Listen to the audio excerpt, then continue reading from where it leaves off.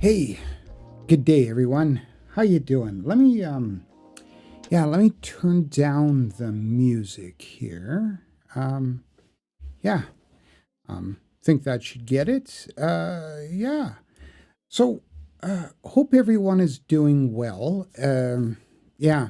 Sorry I wasn't able to be here last week. And I'm glad you didn't leave me for some other safety guy or gal on YouTube. I was absent. There was just a whole pile of stuff to do, and life got in the way. But hey, I'm here today, and looking forward to being able to talk about contractor safety management. But before we get started, I thought I'd talk about something else, and just maybe an inquiry, a thought, an opinion. Um, the sound may be a bit screwy, but I just last few weeks, of course, PSAC employees, Public Sector Alliance Canada employees, they were out on strike and so forth. And believe you me, I appreciate everybody's right to civil disobedience, but the key thing is civil. Um, and have a look at this video, and then maybe we can chat about it in a sec or two here. And of course, I apologize for the sound, and I think there's a bit of swearing in the clip, but I'm not sure. Anyway.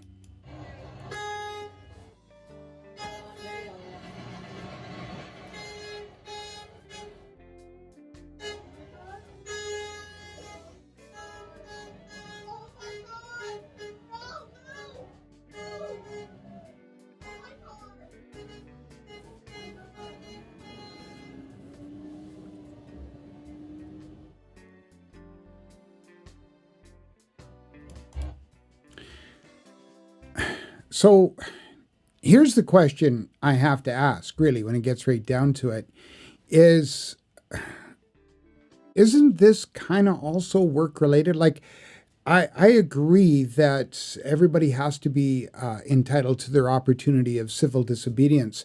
But where do we draw the line? When do we start to talk about things that are affectatious here? When do we talk about that person that stood in the way of the vehicle?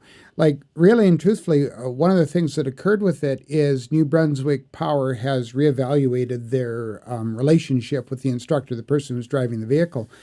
And I find it a little disconcerting because the fellow that was barring the way and standing in the front, there's no recourse, he's not being held accountable for anything. And realistically, although it's not at work and everything, I honestly think that he needs to have some sort of a reprimand or something from the union, because realistically, he should still, if you're going to be protesting and everything, and it's work related, it should still be done in a safe manner. My opinion anyway, such as it is. If you have a difference of opinion, by all means, leave it in the chat or leave it in the comments later. Totally up to you. But yeah, and so what we're going to do today, that's just my little bit an aside on that. We're going to talk about contractor management, have a little bit of stuff regarding risk in the Q&A as well. And so, yeah, I look forward to your thoughts, your comments, and anything you want to include. But let's, excuse me, let's continue on here. So, if you are going to enter anything into the chat, do me a favor, introduce yourself. Hey, hi, I'm so-and-so from this place, and this is what I do. Your introductions are nice, they're appreciated, and I like the participation in the chat. Ask and answer questions. Your knowledge and opinions count. They honestly do. If I don't get to something, or if you have a different idea, a thought, by all means, enter it in there. I want to hear from you, and other people do as well. If there's a question been asked and I haven't got to it, and you know the answer, and it's a verified answer, by all means, you just chime in. The other thing is, too, please do me a favor, be civil, no name calling, no ad hominem attacks, no insults, we're at different levels of expertise here. And so it's important to understand that exactly that. Nobody is a complete expert on health and safety. We are subject matter experts to a certain extent, but all of us are always learning. That's one thing about safety, is there's always this continuous improvement and lifelong learning. And the other thing, too, we have to understand, this is not professional advice. There's no contracts being signed. There's no money exchanging hands. So it's not professional advice. Now, the other thing is, I maybe should enter into a bit of a disclaimer when we're talking about the notion of contractor management. So before we get started, keep in mind, I'm just going to talk about best practices. I'm going to talk about things that are a best practice approach to managing contractors and dealing with contractors. But one of the things that you want to do is keep in mind that you should always be looking to your authority having jurisdiction. So like, say, for instance, I'm in Alberta, so whatever Alberta OHS says about managing contractors. If you're federal, of course, the any of the federal jurisdictional requirements. Same thing in your own country or place of residence. The other thing is what is your company policy saying? And yes, maybe you might want to change it, but what is it currently saying right now? And then, of course, what are industry best practices? So getting right down to it, managing contractors is a challenging bit. Lots of folks will have different opinions on it. And really and truthfully, when it gets right down to it, when you're managing contractors, there is a lot that gets into it. And really and truthfully, it's sort of this isn't good, but maybe start to finish or cradle to grave process. And so it starts with your selection process, choosing the right person, whether you're considering just a single contractor, a single operator, or an organization. Keep in mind, when I'm saying choosing the right person, companies can also be considered as people. In a lot of cases, that's a legal standpoint. The company is the person. Now, the next piece is, of course, orientation, showing them around the place, explaining the rules. And we'll talk more about each one of these points as we go along. The next thing is monitoring, checking on them, make sure that the things like legal compliance and, of course, your parameters that you've put within that contract to be in with it as well, and making sure they're living up to those. And then, of course, that corporate interaction between the contractor and the contractor's workers and your own corporate community. When I'm talking corporate community, I'm talking about your staff, your other contractors, service providers, the other workers, vendors, customers, etc. So your corporate community. Now, keep in mind, here's a good analogy when it comes to choosing a contractor. It's like choosing a roommate. So if you don't sort of pre-establish some selection criteria, then you might get the wrong roommate.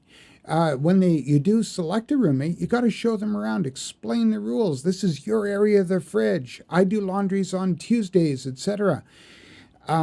You want to monitor them and make sure that they're following the rules. No grow-ups and, oh, wait, sorry, it's Canada. But anyway, you get the point on that. Make sure that they're following the rules that you've set for the place. And then, how are they going to get along with your bubble, your community, your friends? After all, that's your community. You have a community to think about. So dwell on that. If you don't follow that similar process as contractor management, well, they might just come in and make themselves at home, wreck your stuff, stiff you on the rent, and damage deposit. Get the point? Let's continue. Now, when we're doing selection, I know the lowest price is the law. It's kind of like Zellers. I'm dating myself there. But whether you're working for an NGO, a government entity, or private business, it always seems like that. The lowest price is the law. And if you need an explanation what I'm talking about, drop a comment in the chat. But it's like a slogan that was quite a while ago, and it's on its way back anyway. But when you choose the lowest price, there's some effects. Now, often what happens is those people whose are tied to the project, whose bonus is tied to the project, and it coming under budget, are, you know what, they're going to look at that lowest price thing and be quite happy about it. But you know what? Then it comes the project manager who's got to think about deadlines, cost overruns, delays, etc. So maybe, well, the lowest price isn't necessarily the best way to go. And then beyond that, us safety folks are left scratching our heads. We don't know why this organization got hired. The one that has recent orders written or been in the media for penalties and fines. But hey, it's our job. We got to keep imminent disaster from happening. That seems what we always get stuck with, is keeping the disaster from occurring, right? That's just the way it goes. But when it gets right down to it, whoops, it's a question of due diligence, okay? Due diligence requires that an organization or a person take all reasonable steps to protect workers. And those reasonable steps are what a similar person in similar circumstances would take to protect workers from harm. And that includes harm from the contractors you hire. So it's a question of due diligence. Now, as I said, selection starts with the RFP. Now, if you're not using a notion of an RFP, and what I say by RFP, I mean request for proposal, you've got to create some selection criteria within your safety management system, somewhere within your safety program or whatnot. You know, I'm thinking, I wonder if I planned this at the wrong time when King Chuck is getting coronated. But anyway, now, one of the biggest mistakes, getting back to the RFP, is if you're creating a request for a proposal and then taking boilerplated stuff from your health and safety program and plunking it in there. You need to ensure that when you're doing the RFP and looking for those safety bits, that it's personalized to the scope of the expected work. So say, for example, you may have part of your contract is going to require confined space entry. So you might put it in there that they have to submit as part of their proposal after they've done the site visit and going to put in their proposal, that they might include the safety procedures or processes on how they're going to complete that certain phase of work. And it gives you that opportunity to review it.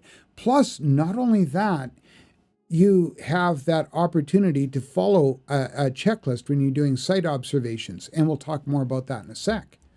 Now, the next piece is, what is your culling criteria?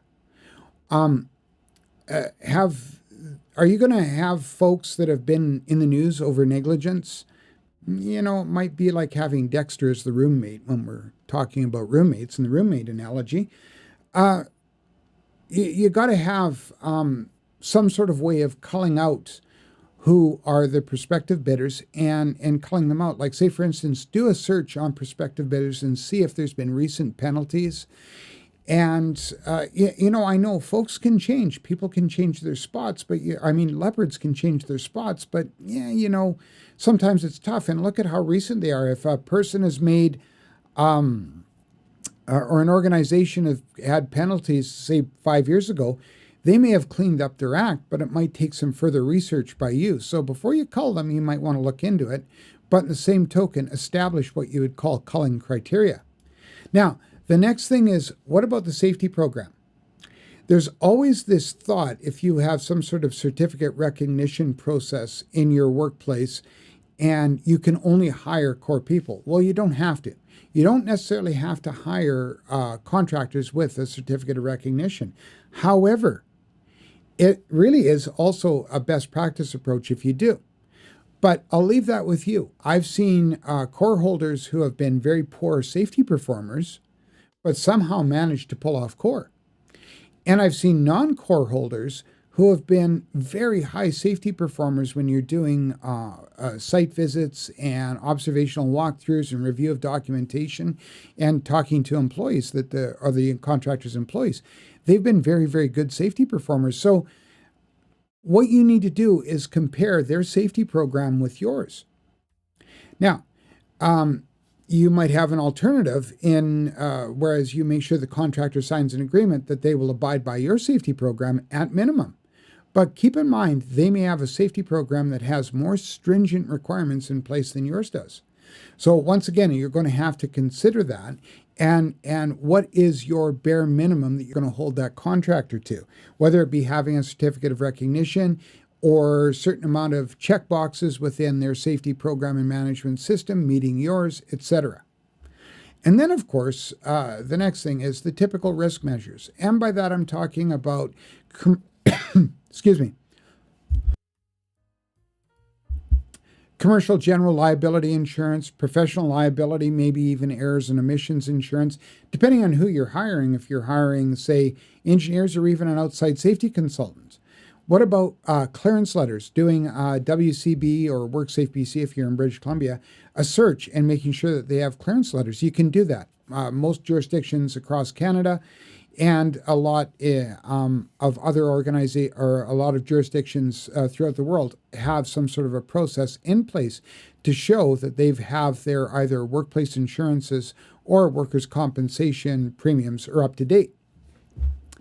What about the work that they're doing? Are there special certifications, licenses? You may need pre-qualification or proof of qualification before you allow them to bid.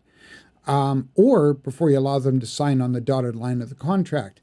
There may also be things like permits, other certifications that have to occur with the project. I'll leave that with you. There's a myriad of stuff. And I don't know, do we need to do a step-by-step contractor management lesson process? I don't know. Let me know your thoughts in the comments if you want to see more on contractor management after you've watched this overview. Now, keeping in mind, you have to remember that the right company in the right place is excellent. Like, honestly, I've seen a lot of organizations, I've worked with a lot of organizations where you'll have excellent, way above par service providers and contractors. But I've also seen them come on where it's like, oh my goodness, show up sober. The wrong company in the wrong place is disastrous. I've seen situations where they've mouthed off customers and stakeholders, where they have created unsafe situations for the public, and it's disastrous. It is. And the last thing that you want to know, do you want to see your company name in the news the next day? Really, when you get right down to it. Because when you hire a contractor, remember, if you're the parent organization, it's the biggest fish is going to end up in the media. Honestly, you are. That's the case. So, now, hold on, drink of water.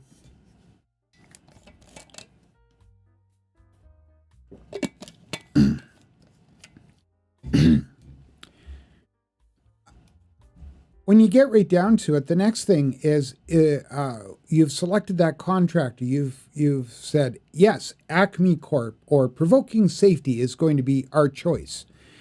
Now, the next thing is you got to show them around the place. And what's it going to be? Is it going to be just an initial orientation, go to work? If it's just a single person or a couple of people, that might work. Or are you going to have an initial orientation for the pre-qualification viewing of the project? And then are you going to have a kickoff? So depending on the scenario, you might have an orientation and kickoff, or two orientations, or just a single one. The important thing is, what does it look like? What are your expectations of the contractor? If it's just someone coming on, fixing the front door, it might just be, hey, this is what we have to do here. In the event of a fire alarm, if you hear it, this is what you have to do, etc. I'll come check on you partway through the day, and then let me know when the project's done, and I'll come have a look. It might be that simple. The extent of your orientation is really going to match what's the significance of the work that the contractor is doing and the magnitude of the contract itself. So once again, you have to decide which is it. Set that criteria of what you're going to require for that orientation. And different organizations have different things, whether it's just going to be a quick orientation or that there's going to be continuous monitoring, so the orientation might not be completely necessary. It all depends. The other thing you have to understand is that your place or your rules. Now, this is the only spot I'm going to really touch on mega projects or bigger projects, etc. Most of this of what I'm looking at is just the small contractor environment, because when you're talking about big contracts like capital construction, etc., you have a different can of worms. So, depending on the magnitude of the work, you're possibly going to have to define boundaries. And these can get blurred really quickly when you're talking about things like construction trailers and office units, along with sea cans and storage and laydown yards on your property. Things get a bit different because that fenced off area pretty much belongs to the contractor in most cases. So once again, not the scope of this presentation, your company might own the work, but some of the property on their property might be under the authority of that contractor during the project. Not saying that you can't monitor it, but think of it like an embassy in a foreign country. And even ambassadors can get kicked out. So understand that that's going to be a different kettle of fish and a different set of worms, but I don't know if I got that analogy straight. But anyway, if you don't understand what I'm talking about, let me know in the comments, pop something into the chat, we can talk about it further. Now, the next thing is monitoring. When you're engaging a contractor to perform duties and tasks on your worksite, it isn't a set it and forget it thing. You can't just say, yeah, there's the work, see you later, I'll talk to you when you're done, or send me a bill. There has to be some monitoring. Now, that monitoring can be constant, and it can also take some different forms, and some different best practices approach are. Number one, as the safety person, attend the tailgate meetings. Be a part of it. I don't know if it's summertime allergies or what. Sorry about that. Now, this way you get to hear firsthand, first notice what's going on with the project. You get to hear the discussion between the contractor and the contractor's workers. You get to hear those intimate details, maybe even offer some input from the parent organization standpoint. So it's an important thing. Be a part of those tailgates. Be a part of those internal company meetings wherever you have that opportunity. And form that friendly, collaborative working relationship with the contractor right off the bat. Okay, there's no sense coming in there and being like you're the safety go-to. I hesitate to use the term, but safety Nazi. There's no point in that. Form those good relationships. Now, the next thing you have to understand is what about HSC, Health and Safety Committee integration? Now, depending on the dynamics of the contract, you might want to have that contractor a guest at your Health and Safety Committee meetings. Alternatively, you might want the same thing if the project is big enough and the contractor is going to be having safety committee meetings on site. You might want to be a part of that. Make sure that you adhere to the jurisdiction in your area. Alberta has some different thoughts on prime contractors and so forth. So one of the things that you have to do is make sure that you adhere to the jurisdiction in your area, but there's no harm in the parent organization and you being the safety professional having a place on those meetings. Absolutely not. Either as ad hoc membership, like a non-voting ex officio, or the other part is having that contractor sit on yours. I've seen organizations where the Health and Safety Committee has a person that represents the contractors on the work site sitting in. Or I've seen organizations where they have 2 or 3 service providers and contractors sitting in as ex officio members with providing updates of what's going on. Now, the next thing, of course, is making safety observations. If this sounds a little rude, I'm sorry. No, not really. But I've said it before, the safety professional cannot do their job seated at their desk. In fact, I talked to some people recently, and I said at least about 25% of your time should be spent at your desk. The rest of the time should be interacting with workers on your job site and other areas within your scope. So get off your lazy ass and go for a walk. Okay? A good practice is to accompany the person tasked with managing this contractor, if that's the case, and making site visits to the job. Now, I worked at an organization once, and I used to hang out with the project manager once in a while and go on those site visits. It's a good practice.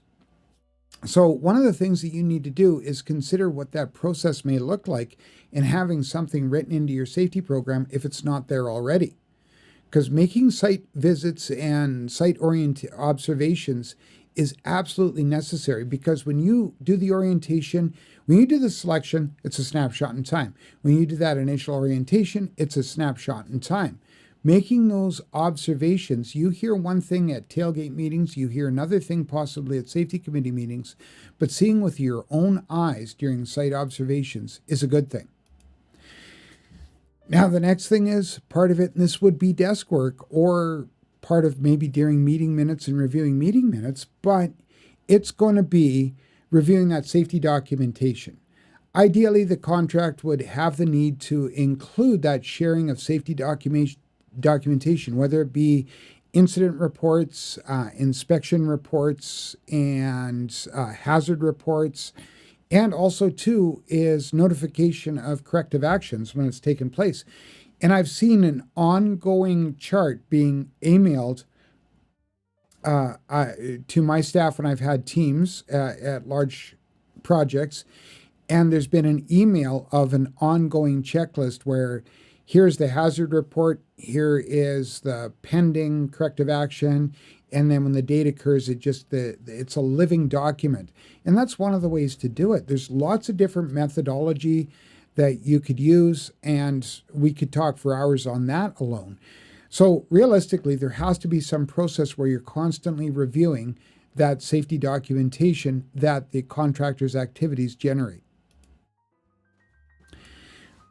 Now, the next thing is, and I talked about at the beginning, remember that roommate analogy where they're just going to sit around, wreck your stuff, stiff you on the rent and damage deposit? And what about if they just have a negative interaction with your friends? Because I don't know, family friendly, I don't want to say pee off your friends, but your contractors are going to be interacting with the different corporate community entities within your organization. So this is important to understand and think about. So are the work lines intersecting? Just like I said, just like that tenuous roommate situation, the contractors are going to be part of your corporate community. So you need to set boundaries on their interaction. Do you want them interacting with your coworkers or with the employees in the organization, or what does that interaction look like if there is going to be interaction? What about interacting with customers, other suppliers, vendors? What if their work is going to be affecting how deliveries are arriving at your work site, or how other service providers are looking after some of the maintenance in your organization? So you want to make sure that, and I've seen where it's just, hey, we're all one big happy family, we all get along, but you want to tread carefully. It doesn't matter what the relationship is, there has to be some parameters set out. That's why contracts are developed, because the contract is the way to make those blurred lines very clear. And you need to make sure of this, especially where OHS is concerned. Now, the other thing to remember is the public are ultimately your responsibility. Okay, no matter what, they're your responsibility. So is the contractor, is your organization overseeing any protection the contractor is responsible for? Say like hoarding and erecting walls and barriers between where the public may be. What about walkways? And is the contractor doing any kind of repairs? And do they need to make sure that a walkway is barricaded off, delineated, or are they keeping that area clean, whatever the case may be? So it's important. You have to always consider the public, because, and depending on the legislation in your organization, say for instance in Alberta here, the employers are responsible for the health and safety of workers and other persons at or in the vicinity of the worksite.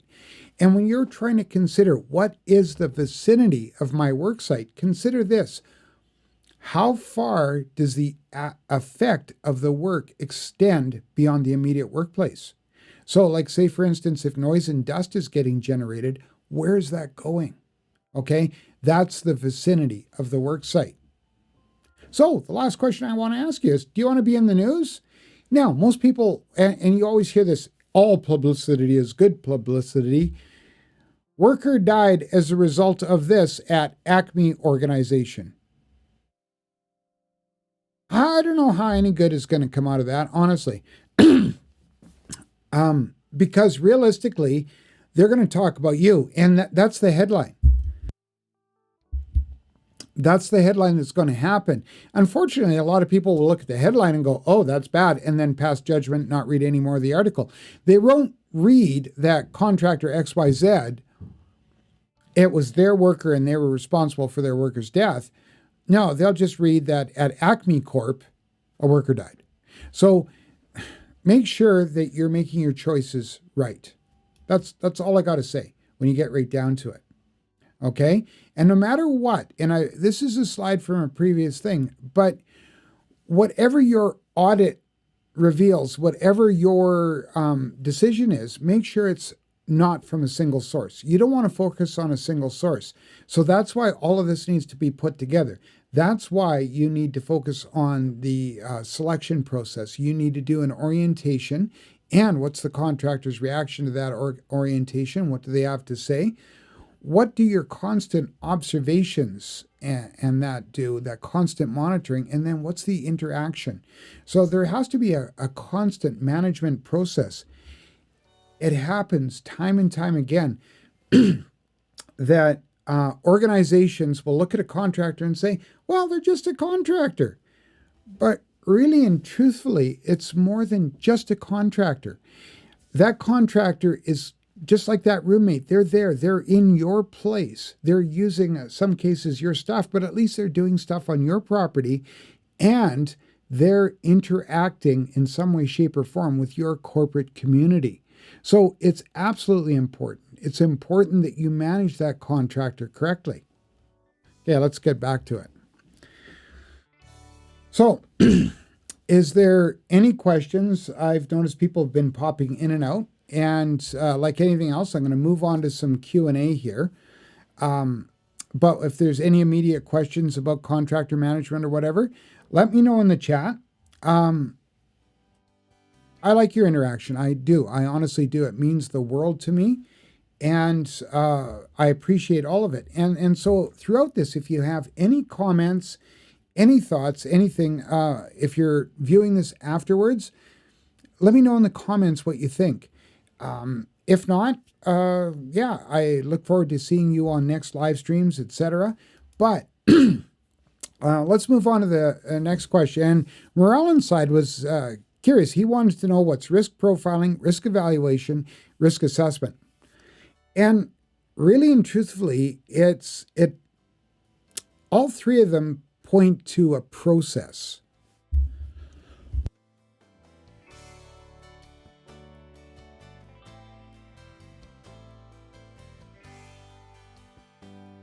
Sorry about that. They point to a process. And basically it could all be looked at into as a lot of times people will look at it holistically is a risk assessment. But if we look at it, profiling is exactly that. Think, what's that? Criminal Minds, profiling. Basically what you're doing, it's exactly like the term implies. You're creating a profile of an organization, or you may be drilling down into a sector within the organization, like a department, a section, a sector, etc. Like, say, for instance, you may be doing a risk profile on, like we've just talked, contractor management, or the holistic thing of contractor management, or just contractor health and safety. So when you're creating a profile, though, it's based on the activities, not just safety. But it will have a holistic approach. It's going to be looking at marketing, communication, finance, etc. But however, let's just look at this from the safety angle, okay? And so you would consider the employees and the tasks that they're performing within the work environment. Like what I'm talking about is the people, the work environment, the equipment and machinery, and of course the materials that the workers are working with. So when you're thinking profile, you're basically creating a snapshot. Now, the snapshot is great, but when you're doing that, what you do is you put it all together and you make an assessment. You're examining risks, you're investigating them, and applying some sort of evaluation or quantification method. So you've started and you've considered all of the risks within a certain section. And like I said, we're talking about safety here, so we'll talk about the people, environment, equipment, machinery, and the materials. But next thing you want to do is quantify it, perform a value around it, so it's not subjective, but objective. And when you need to do that, what you have to do is you have to put everything in order to consider your risk tolerance and appetite. And if you want to know more about those, we can talk about those a little later or in another live stream. And let me know in the comments or the chat. Now, once you've done it, you can prioritize and understand what you need to look after first. Or when you're looking at risk holistically, you can consider your tolerance and appetite and what you're going to have as acceptable risk. Keep in mind, when we're talking about health and safety, there's no such thing as acceptable risk. We have to take steps to either eliminate hazards, substitute their hazards, or apply some sort of controls using the hierarchy of controls. Now, the next thing is evaluation. Just like I said, your assessment is that snapshot in time, but the risk needs to be continually evaluated. So whether you're looking at it from a pure safety standpoint or through a financial lens, or even comprehensive and holistically, considering all the angles of risk, you have to have some sort of evaluative process in there. So morale inside, I hope that answered your question. If not, and if you're still in the dark, let me know in the comments and I'll do more to try and expand upon it at a later date. Now, Terry Broom asked a good question as well. He wanted to know, what does the term consequence in a consequence probability matrix mean? Is it 1, the number of times a worker is exposed to the hazard, 2, how quickly the hazardous situation could lead to harm, or 3, the severity of harm resulting from exposure to the hazard? And Terry, I think you likely answered your own question, but it's 3, the severity of harm resulting from the exposure to the hazard. Because when we create that matrix, and the usual way that it's created is we look at, it's basically creating a heat map. I should have included a picture in the slides, but you can look at this video as well, and it talks about it. But basically, you have to consider, when you've determined what the task is and then listed the hazards and considered the hazards, is what is the frequency that you're exposed to the hazard? What's the probability of that hazard occurring or manifesting itself? And then 3, what is the probable consequence? So, like, for instance, let's use, for want of a better term, manual materials handling, and we'll talk about maybe taking out the garbage. Now, you might be performing awkward postures. You might be bending over quite a bit to pick up that garbage. Or your company may have designed waist-high receptacles where all you're doing is extending your arms and opening the door, extending your arms, and pulling it forward, which is an optimal design. And that's why when you go to large food courts, it's all just a matter of opening a door and then pulling out the bag holder and tying it up, and the bag goes into a cart right away. It's designed ergonomically to reduce injuries. But let's say that there's the odd case and that you do have to bend over and lift. But how often does it happen? And a lot of times there'll be different matrices.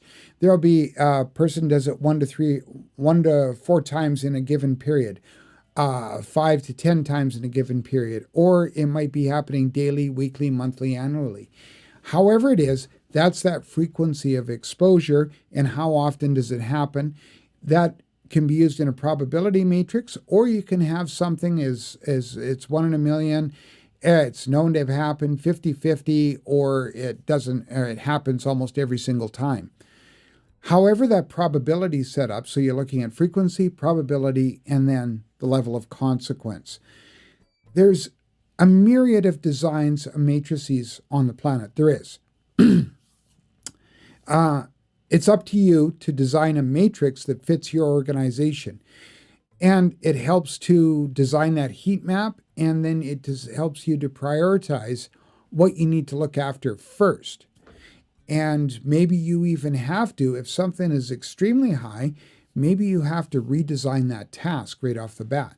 So that's the idea behind it. And I hope, Terry, if I didn't answer your question, by all means, you just let me know in the comments, or if you are watching, pop in on the chat, whatever the case may be. Now, we've got to that point. Does anybody else have any other questions, thoughts, comments, anything at all? Because, like anything else, like I said, I appreciate whatever you have to say. I appreciate your feedback.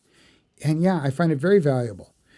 So, yeah, this has pretty much brought me to the end. I don't see any activity in the chat.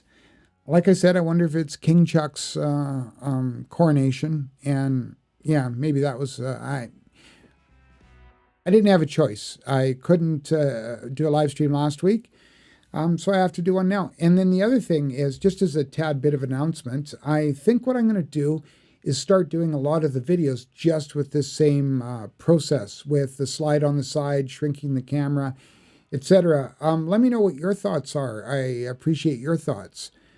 And maybe I'll look and see what I get as a result of the views. But yeah, I might start changing up my video format a bit. So yeah, I appreciate your thoughts and comments. So I've taken up enough of your time today. Thank you very much. And I look forward to the opportunity that we can do this again. So just with the usual closing tagline, you know what? You don't have to be a manager, a CEO, a supervisor, or anything to be a leader. Safety leadership starts by leading by example, walking the walk when you're talking the talk. So don't just think about safety, don't just talk about it, but provoke safety. Be a safety leader, okay? Take care. Bye for now.